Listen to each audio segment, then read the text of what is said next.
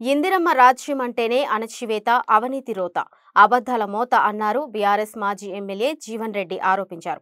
కాంగ్రెస్ అంటేనే హింస, ధ్వంసరచన అన్నారు. ఇది ప్రజాపాలన కాదు, రాక్షస పాలన. ఎక్కడ చూసినా కాంగ్రెస్ కాండ కావరమేనని మండిపడ్డారు. యాదాద్రి భువనగిరి జిల్లా బీఆర్ఎస్ కార్యాలయంపై జరిగిన దాడి కాంగ్రెస్ దురహంకారానికి పరాకాష్ట అన్నారు. కేసీఆర్ హయాంలో పాడి పంటలు పండితే రేవంత్ రెడ్డి వచ్చాక అగ్నిమంటలు మండుతున్నాయని ఎద్దేవా చేశారు.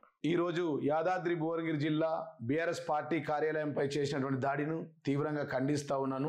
ఇది కాంగ్రెస్ దురహంకారానికి పరాకాష్ట అని చెప్పి సందర్భంగా తెలియజేస్తూ ఉన్నాను.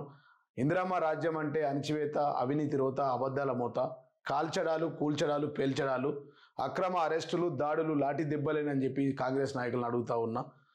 మరి గతంలో మేము అధికారంలో ఉన్నప్పుడు 10 సంవత్సరాల్లో కనుక మేము ఈ తరహా దాడులు చేస్తే 33 జిల్లాలో మీ కాంగ్రెస్ ఆఫీసులు కానీ ఈ గాంధీ భవన్ ఈ రాష్ట్రంలో ఉండేదని చెప్పి నేను కాంగ్రెస్ నాయకులను ప్రశ్నిస్తూ ఉన్నా. కాబట్టి ఇకనైనా మీ తీరు మార్చుకోండి. కాంగ్రెస్ నాయకుల తీరు మార్చుకోకపోతే మా గులాబీ సైన్యం తిరగబడుతుందని చెప్పి తస్మాత్ జాగ్రత్త అని చెప్పి కాంగ్రెస్ నాయకులను హెచ్చరిస్తూ ఉన్నా. ఎవరైతే ఇవాళ దాడి చేసినటువంటి కాంగ్రెస్ నాయకులు కాంగ్రెస్ గుండాలు ఎవరైతే ఉన్నారో వారిపైన వెంటనే చర్యలు తీసుకోవాలి. ఈ రాష్ట్ర డీజీపీ క్రిమినల్ కేసులు బుక్ చేయాలి.